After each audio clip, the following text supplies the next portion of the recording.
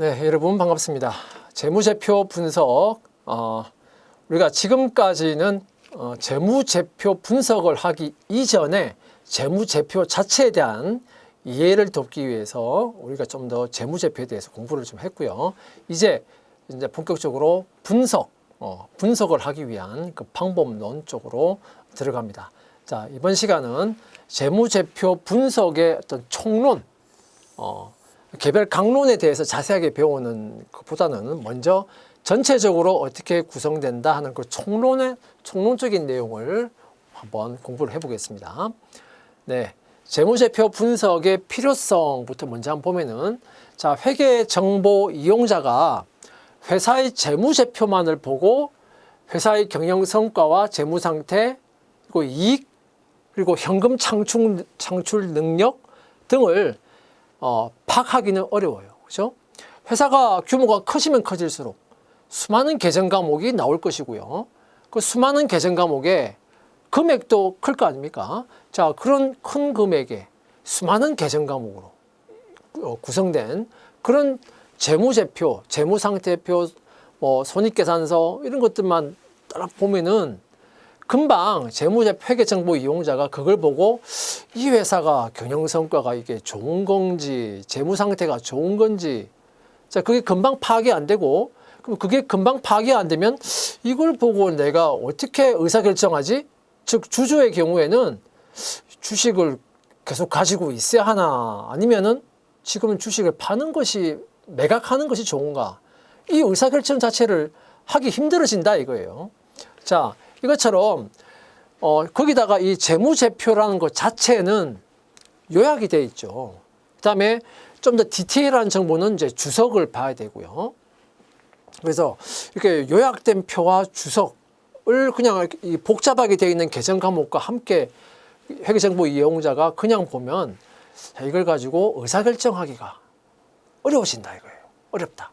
자, 그래서 이걸 좀 더 회계정보를 이용하는 이용자가 좀 더 직관적으로 이걸 보고, 이 회사의 경영 상태가 어떻다, 경영 성과가 어떻다, 재무 상태가 어떻다, 이익이 지금 이렇고 수익성이 어떻고, 그리고 앞으로 회사에서 어느 정도의 수익이 창출될 것 같다, 이런 것들을 판단할 수 있도록 해주는 것이 바로 재무제표 분석입니다. 그죠? 그래서 회계정보 이용자가 재무제표에 포함된 정보를 자신의 의사결정에 이제 활용을 해야 되는데, 그 활용을 하는데 좀 더 용이하게 해주기 위한 분석 방법이 이제 필요하게 되는 것이죠. 자, 그게 이제 재무제표 분석이 되겠다. 자, 그러면 재무제표 분석을 하는 방법에 대해서 한번 살펴보겠습니다. 자, 방법론을 보면, 자, 재무제표 분석에서 가장 많이 이용하는 방법이 재무 비율 분석입니다. 재무 비율 분석. 자, 재무 비율 분석 방법을 가장 흔하게 사용합니다. 가장 흔하게. 왜냐하면 재무제표 안에는 일단 재무제표 자체도 재무상태표도 있고, 손익계산서도 있고, 그리고 자본 변동표도 있고, 그죠? 현금 흐름표도 있고. 자, 이 재무상태표부터 현금 흐름표에 이르기까지 이 재무제표들은 각각 독립된 재무제표이지만 그 재무제표 간에는 또 서로 또 상호 연관성들이 있어요. 그래서 재무제표 간의 관계를 파악할 수 있는 또 이 분석 방법이 필요하고, 그 다음에 같은 재무제표, 같은 재무상태표 항목끼리도 상호 또 연관성이 있기 때문에, 자, 그런 항목과 항목 간에 그 금액을 가지고 서로 비율을 분석을 해보는 그 방법이 재무제표 분석에서 가장 흔하게 사용하는 방법이다 이거예요. 그래서 재무 비율 분석이 가장 흔하게 많이 나오는 방법이다. 그 다음에 또 한 가지 방법이 이제 구성 비율 분석이라고 하는 방법이 있는데, 자, 구성 비율이라고 하는 것은 크게 보면 이 재무 비율의 일종입니다. 지금 여기서는 재무 비율 분석과 구성 비율 분석을 따로 했지만, 어쨌든 이 구성 비율도 결국은 재무 비율 분석의 하나예요. 자, 구성 비율 분석은 어떤 거냐? 뭐 큰 자산이 있다. 그럼 이 자산 안에 유동 자산은 얼마가 어느 정도 있고 비유동 자산은 어느 정도 있다 하는 이 전체 항목 안에서 어떻게 구성이 되어 있다 하는 그거에 대한 비율을 분석한다. 그래서 구성 비율 분석 이렇게 말하는 겁니다. 자, 그다음에 비교 분석이 있어요. 비교 분석. 자, 그런데 여기 이제 앞에서 나오는 재무 비율 분석, 구성 비율 분석 어쨌든 포함해서 그냥 제가 비율 분석 이렇게 말할게요.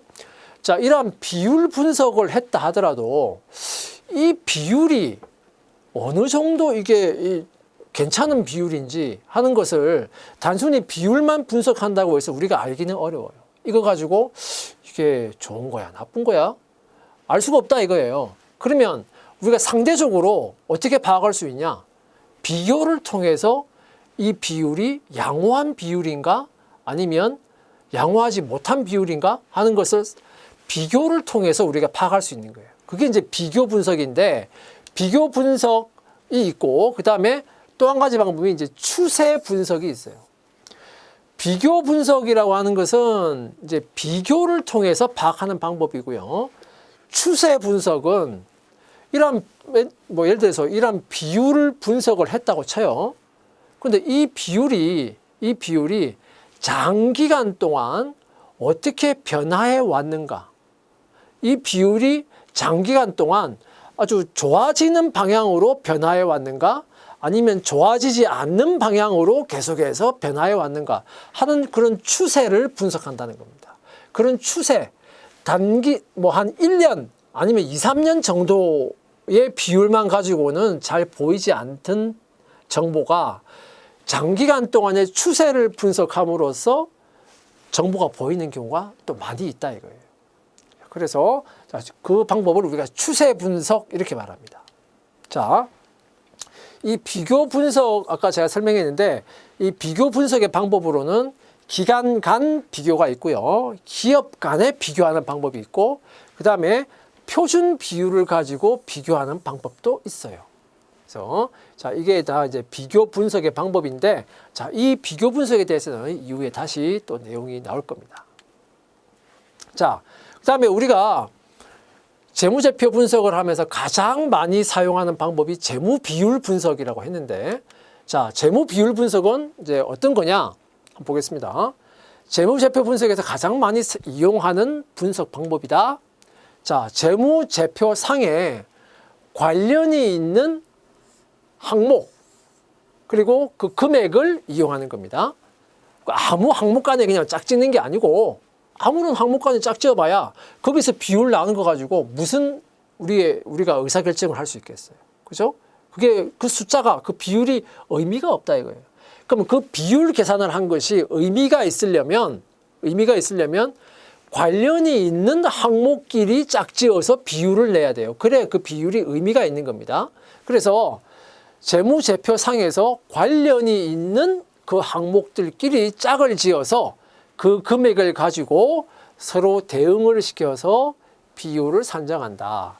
그를 통해서 유용한 정보를 도출하는 방법. 그게 이제 재무 비율 분석인데 자, 이런 재무 비율 분석 하나만 가지고 유용한 정보가 되는 것이 아니고 이 재무 비율을 계산을 했다면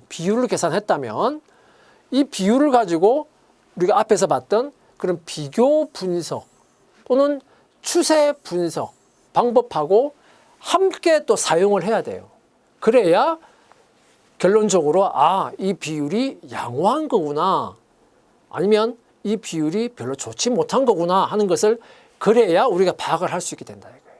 그러니까 비율 분석 하나만 가지고 하는 것이 아니고 비율 분석을 하되 그걸 가지고 비교 분석, 추세 분석 같이 해야 된다 이거예요. 같이. 이것은 우리가 앞으로 재무제표 분석을 할 때는 주로 뭐에 대해서 배우냐면 주로 이 비율 분석을 하는 방법에 대해서 우리가 배우게 돼요. 자, 재무제표 분석 전체를 다 통틀어서 이거는 똑같이 적용되는 겁니다. 거기서 계산된 비율은 단순히 그 비율만 가지고 우리가 판단할 수는 없고 그걸 가지고 비교 분석도 해보고 추세 분석도 해봐라. 그래야 최종적인 비율의 양호 또는 불량 하는 것을 우리가 알 수가 있겠다. 자, 우리가 비율이라고 하면 결국은 분수입니다. 분수. 그죠? 비율을 낸다 하는 것은 분수예요. 자, 분수다 이 말은 자, 분모와 분자가 있습니다. 그죠? 분모에 들어가는 항목 금액이 있고 분자에 들어가는 항목 금액이 있어요. 자, 이렇게 짝을 짓는다 이거예요.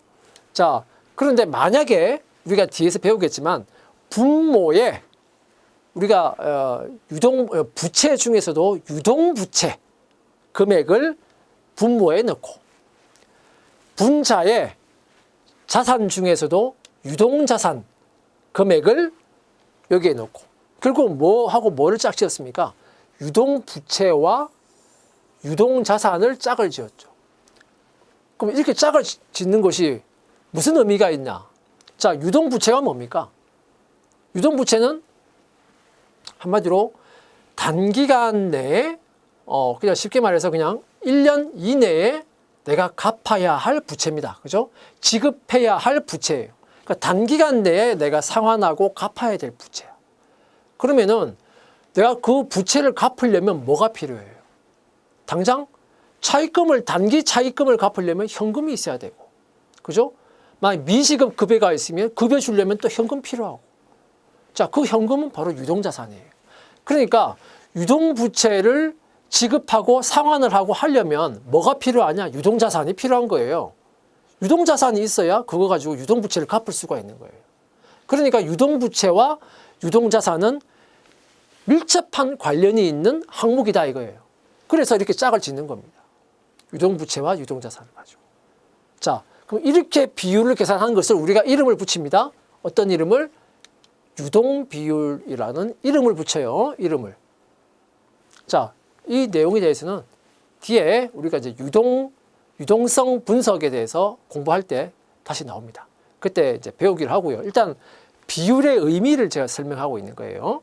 자, 이렇게 관련이 있는 항목들끼리 분모와 분자의 항목 금액을 넣어서 비율을 계산한다. 그런데 이렇게 비율을 이제 앞으로 우리가 수많은 비율이 나올 거예요.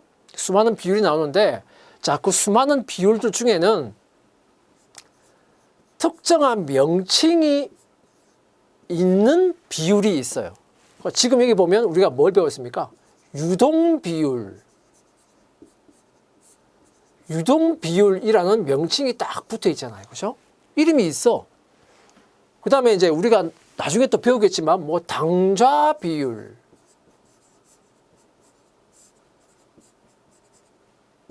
뭐, 있고요.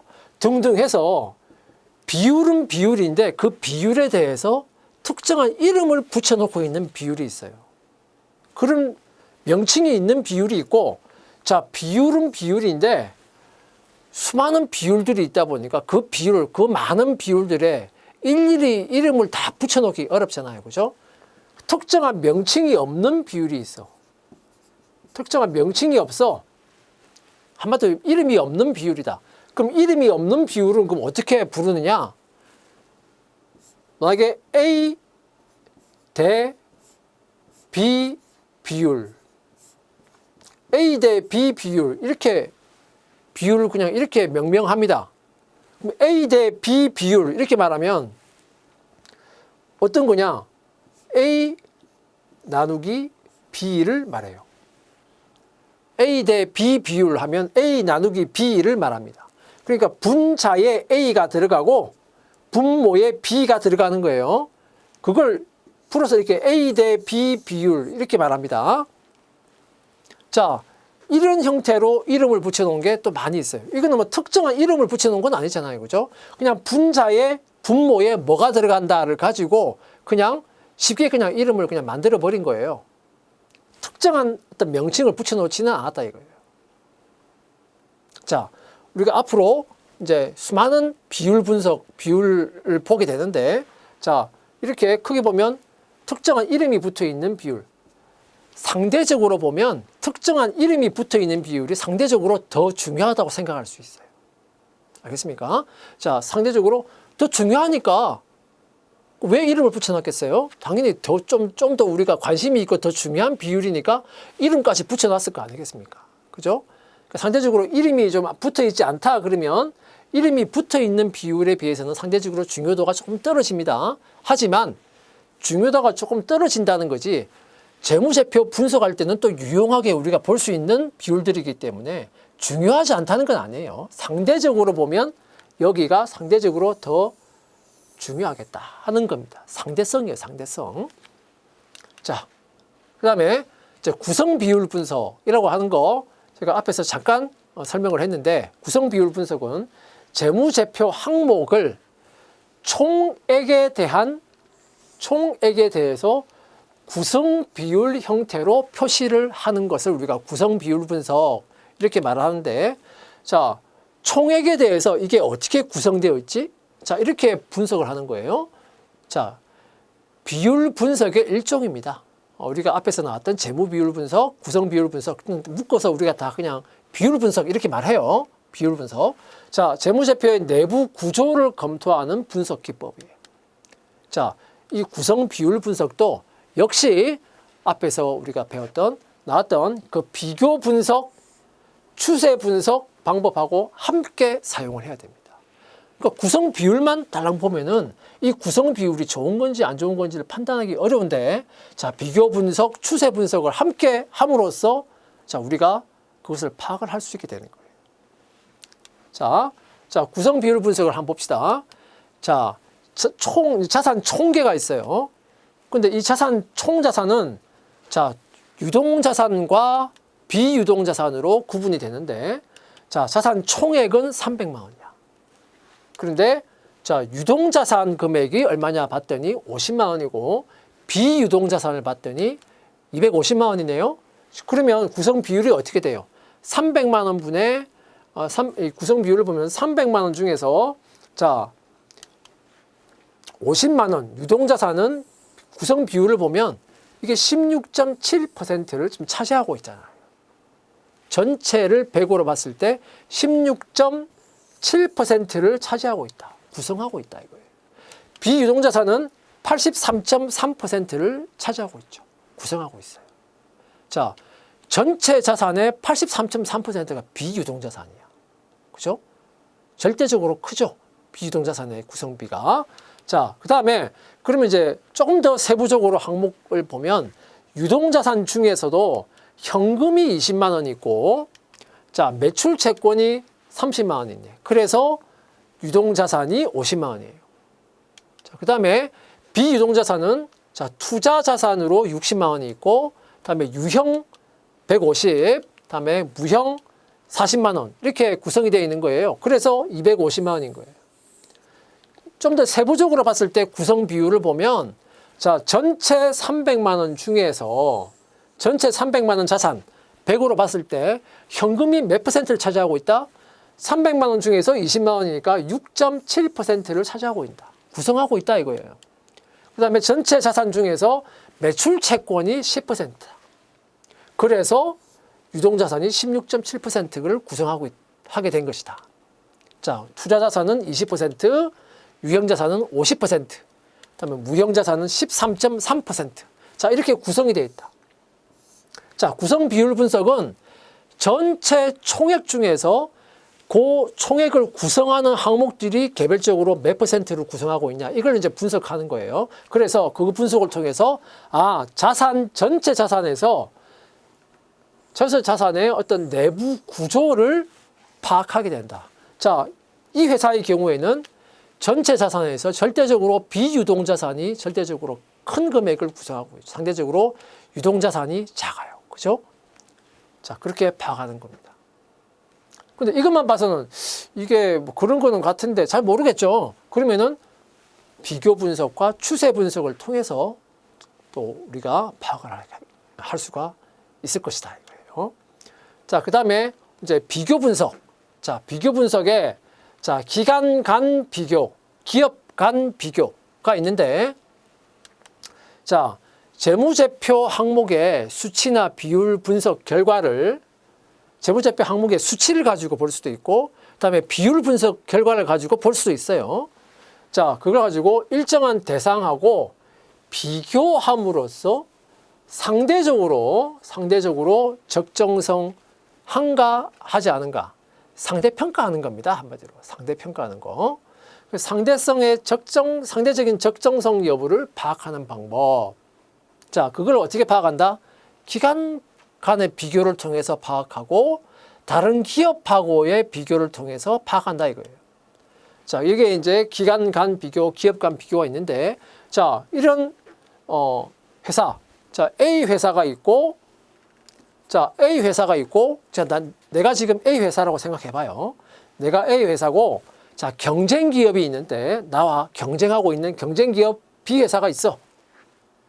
그 다음에 자, A와 B 회사가 속해 있는 그 업종 전체의 평균.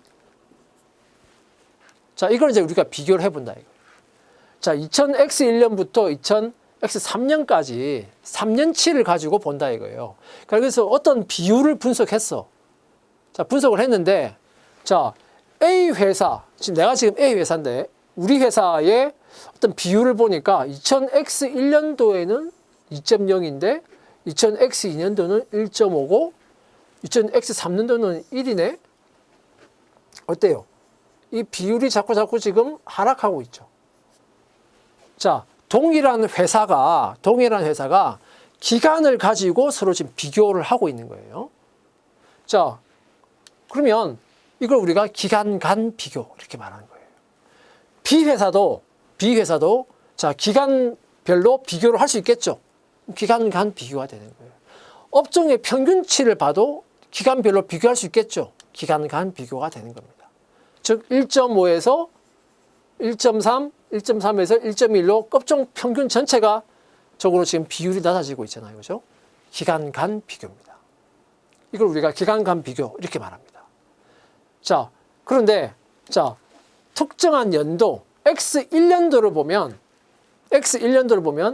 우리 회사는 비율이 2인데 B는 1이야. 근데 업종의 평균은 1.5야. 그러면 우리 회사는 업종의 평균치 비율보다는 높게 나오고 있고 우리 회사의 경쟁 기업인 B보다는 또 높게 나오고 있죠. 어쨌든 업종의 평균보다도 높고 경쟁 기업보다도 높아. X1년도에는. 자, 이렇게 비교를 하면 이거는 기업 간의 비교를 하는 거예요. X2년도도 마찬가지입니다. 그런데 지금 X1년도를 보니까 B 회사하고도 제법 비율의 차이가 크고 업종의 평균에 비해서도 어쨌든 비율의 차이가 제법 크게 차이가 났는데, 근데 X2년도로 와보니까 어쨌든 A가 B와 업종 평균보다는 비율이 높은 건 맞는데 차이가 많이 줄어들었죠. 이것도 역시 기업 간에 비교한 거고. 그런데 2000X3년에 오니까 어떻게 됐어요? A는 비율이 확 떨어져 있고 B는 비율이 확 올라가 있고 우리 회사가 업종 평균보다도 비율이 더 낮게 지금 나오고 있어요. 이것도 역시 기업 간 비교 분석입니다. 자, 기간별로 비교해보고 각 기간별로 기업 간에도 비교해봄으로써 자, 이 비율이 어느 정도 양호한 것인가 그렇지 않은가 하는 것을 우리가 판단할 수가 있게 되는 겁니다. 근데 이 판단은 결국 상대적인 판단이에요. 그죠? 상대적인 판단이에요. 자, 그 다음 또 한 가지 비교 분석의 방법 중에 표준 비율과의 비교가 있습니다. 우리가 앞에서 기업 간 비교 또는 기간 간 비교 하는 것은 이거는 상대적인 평가라고 했죠. 상대평가입니다. 그죠? 비교를 통해서 내가 쟤보다 더 좋아. 아니면 내가 쟤보다 좀 안 좋네? 자, 이렇게 지금 판단하고 있는 거예요. 비교를 통해서 그냥 판단하고 있는 거죠. 뭐뭐보다 양호하다, 그렇지 않다. 이렇게 보고 있는 겁니다. 그런데 그거는 상대평가지. 그죠? 예를 들어서 우리가 학생들이 지금 있는데 어떤 학생은 97점 받은 학생이 있고 어떤 학생은 95점 받은 학생이 있어요. 상대평가를 해보면 97점 받은 학생이 95점 받은 학생보다 어쨌든 잘한 거잖아요. 잘했어. 상대평가를 하면 잘한 거예요. 그러면 97점 받은 학생은 잘한 거고 95점 받은 학생 못한 건가? 그건 아니죠. 95점 받은 학생도 잘한 학생이에요. 그죠? 그게 바로 절대평가입니다. 상대평가만을 봐가지고는 둘 중에 아니면 둘, 셋 중에 누가 더 잘했나 못했나 하는 것은 파악할 수 있지만 우열을 가리는 걸 떠나서 둘 다 잘했을 수도 있잖아요. 둘 다 잘했는데 근데 그 중에서 누가 조금 더 낫다. 그러면 둘 다 잘했는지 아닌지 하는 것을 우리가 판단할 수 있어야 돼요. 그걸 판단하려면 뭐가 필요하냐? 이제 표준 비율이라고 하는 것이 이제 필요하더라 이거예요. 표준 비율. 표준 비율. 그래서 어쨌든 97점, 95점 둘 다 받았는데 이 사람들은 어쨌든 다 95점 이상 받은 사람들이기 때문에 이 사람도 A 플러스가 나올 것이고 이 사람도 A 플러스 나올 거예요. 절대평가라 보면 95점 이상이죠. 둘 다. 그래서 절대평가를 보면 둘 다 A 플러스 다 잘한 학생이야. 그죠? 자, 그러면 절대평가를 하려면 그 절대평가에 뭔가 기준이 되는 게 뭐가 있어야 되잖아요. 여기서는 지금 기준이 뭐야? 95점이라고 하는 게 기준이죠. 절대평가를 하려면 뭔가 기준이 있어야 돼. 이 기준을 넘어서면 양호하고 기준이 안 되면 양호하지 않고 하는 기준이 있어야 돼. 그 기준의 역할을 하는 것이 바로 표준 비율이라고 하는 겁니다. 표준 비율. 자, 비교 분석을 적정하게 하기 위해서는 비교 기준이 필요하다. 그래서 표준 비율은 비교 분석을 할 때 어떠한 판단의 기준으로 사용되는 비율을 말한다. 그걸 우리가 표준 비율이라고 한다. 근데 그 표준 비율은 어떤 걸 표준 비율로 사용할 수 있냐? 과거의 비율을 평균해서 그걸 표준 비율로 할 수도 있는 거고요. 그리고 산업 또는 업종, 그러니까 우리 회사가 속해 있는 업종, 산업.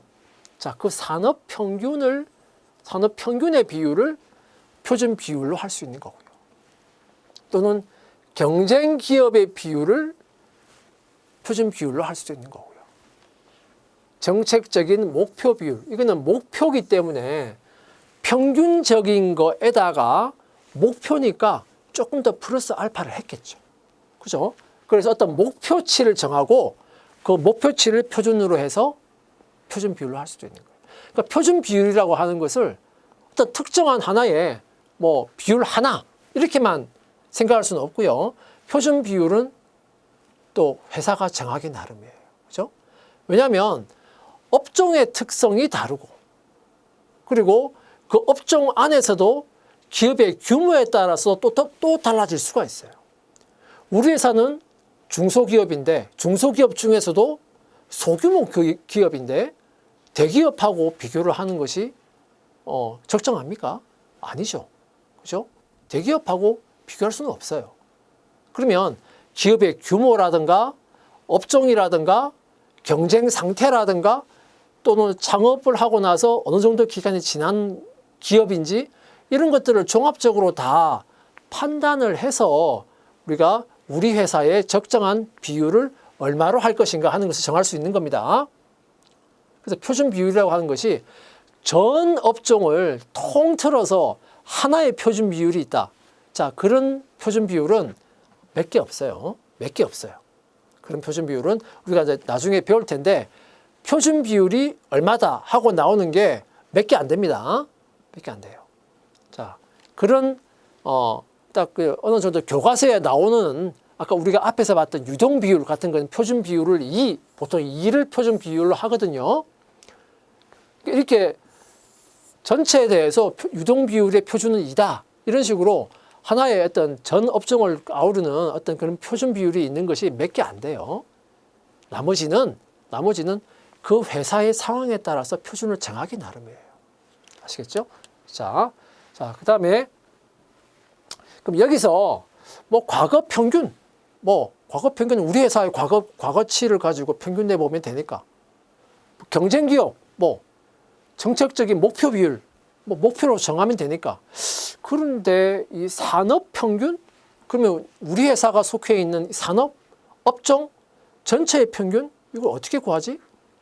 자, 이 산업 평균과 관련한 부분을 이제 우리가 어떻게 파악할 수 있냐면, 자, 한국은행의 경제 통계 시스템이 있습니다. 한국은행 경제 통계 시스템. 그래서 포탈 뭐 같은데 한국은행 경제 통계 시스템 이렇게 그냥 타이핑해서 검색을 해도 나오고요. 아니면 여기에 바로 입력을 해서 바로 들어갈 수도 있어요. 그렇게 한국은행 경제 통계 시스템에 들어가면 거기에 여러 가지 정보가 있는데 그중에서 기업 경영 분석이라고 하는 정보가 있어요. 기업 경영 분석이라는 정보가 있는데 이 기업 경영 분석을 이용해서 우리가 구할 수 있습니다. 구할 수 있어요. 자, 근데 이 한국은행 경제 통계 시스템에 이게 이제 첫 번째 딱 들어가면 첫 번째 나오는 화면이에요. 자, 한국은행 경제 통계 시스템 이렇게 들어가면 이제 이렇게 뭔가 복잡하게 보이죠. 복잡하게 보이는데, 자, 여기 보면 이제 아마 여러분들은 아마 이게 좀 글자가 좀 작아서 이제 잘 보이지 않을 수도 있는데, 여기 보면 여기 왼쪽에 이제 주제별 해서 여기 1번부터 해서 쭉 나와 있는데 12번에 여기 보면 기업 경영 분석이라고 하는 게 있습니다.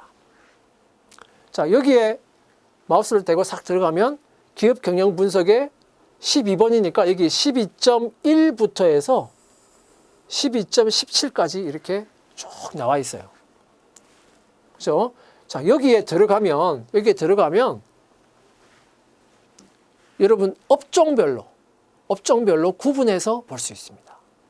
업종별로 구분해서 또 업종별 안에서도 대기업이냐 중소기업이냐를 구분해서 여러분들이 정보를 찾아볼 수 있어요. 자, 이렇게 찾아볼 수도 있고요.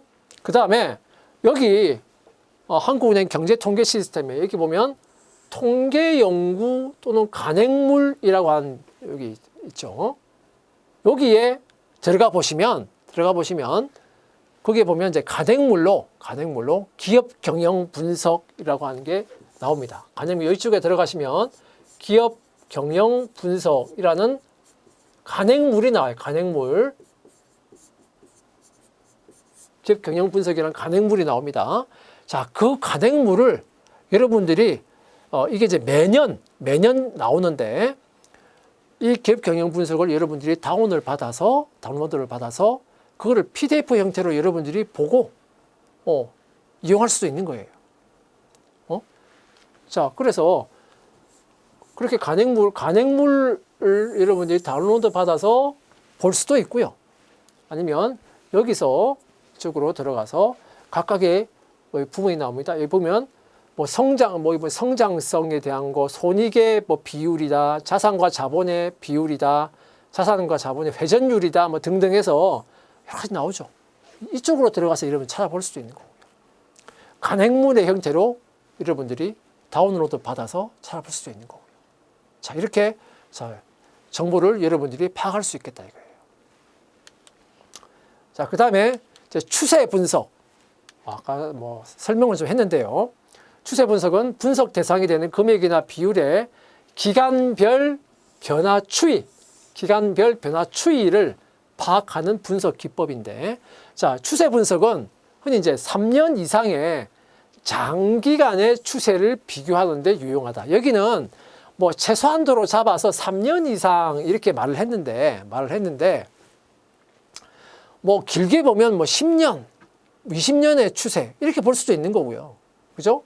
짧게 보면 한 3년 정도, 한 3, 4년 정도 추세를 볼 수도 있는 거죠. 그죠? 어쨌든 추세라고 하는 것은 비교적 장기간 동안의 추이를 보는 겁니다. 자, 여기 이제 이런 비율이 여기 보면 이제 예를 들어서 지금 보고 있는 거, 이게 실제 비율은 아니고요. 제가 그냥 만든 거예요. 이거는 실제 어떤 회사의 비율이 아니고 제가 만든 거다. 자, 예를 들어서 10년 동안 유동 비율, 아까 잠깐 유동 비율이라는 게 나왔는데 10년 동안의 유동 비율의 변화 추세를 보는 겁니다. 보면은 2000X0년에 여기 보면 2.8 이렇게 나와 있잖아요. 그죠? 그 다음에 2.9, 2.7, 2.8 해서 2000X0년부터 2000X3년까지는 한 2.7에서 2.9, 2.789 수준으로 계속 나오고 있었어요. 그죠? 그런데 2000X4년에 가서 2.8에서 뚝 떨어져서 2.2가 된 거예요, 지금. 그러니까 이 2000X3년에서 4년 사이에 뭔가 유동 비율에 큰 변화가 있는 뭔가 어떤 사건이 있었겠지. 그죠? 2.2로 뚝 떨어졌어요. 그래서 2000X4년부터 2000X8년까지는 4년부터 8년까지는 2.0 언저리에서 계속 왔다 갔다 하고 있었던 거예요. 그래서 2.231, 2.2 하다가 2000X8년에 2.0이 되고 나서 2000X9년도에 1.5로 뚝 떨어진 거야. 지금 보면 크게 보면 2000X0부터 2000X3년까지 기간, 2000X4년부터 2000X8년까지의 기간, 그 다음에 2000X9년부터의 기간. 이렇게 지금 나눠지고 있는 거예요. 크게 보면. 그죠? 그래서 이게 장기간을 봤기 때문에 자, 이런 추세가 보이는 거예요. 그러면은 우리 회사가 그냥 여기서 보면 이게 잘 안 보일 수도 있는데 장기간을 놓고 보니까 지속적으로 우리 회사가 어때요? 유동 비율이 계속해서 낮아지고 있는 추세를 보이고 있어요. 뭔가 조치를 해야 되겠다. 원인을 찾아야 되겠지, 원인을. 자, 그래서 장기간의 추세를 분석함으로써 자, 그런 점들을 우리가 파악할 수 있는 것이다. 그 다음에 이제 앞으로 이번 시간은 재무제표 분석의 총론적인 내용이고요. 이제 다음 시간부터 구체적인 재무제표 분석의 강론으로 이제 들어갑니다. 자, 어떤 내용을 할 거냐? 자, 유동성 분석을 할 거고요. 그 다음에 영업주기와 회전율 분석을 할 겁니다. 바로 다음 시간은 이제 유동성 분석, 그 다음에는 영업주기와 회전율 분석인데, 여기 있는 영업주기는 유동성 분석하고 관련이 있어요. 유동성 분석을 하는 방법입니다. 그 다음에 여기 이제 회전율 분석이라고 하는 것은 우리가 흔히 이제 활동성을 분석한다. 그래서 활동성 분석이다. 이렇게 말해요. 활동성 분석이다. 그런데 이 영업주기, 유동성과 관련이 있는 영업주기하고 활동성을 보여주는 회전율하고 두 개는 또 밀접한 또 관련이 있는 거야. 그래서 그 두 개를 묶어서 우리가 배웁니다. 밀접한 관련이 있기 때문에 묶어서 배웁니다. 그래서 영업주기와 회전율 분석해서 배우고요. 그 다음에 수익성 분석, 뭐니 해도 이게 수익성이 있냐 없냐, 이게 가장 우리가 중요하게 보는 내용이잖아요. 그래서 수익성 분석에 대해서 우리가 당연히 봐야 될 거고요.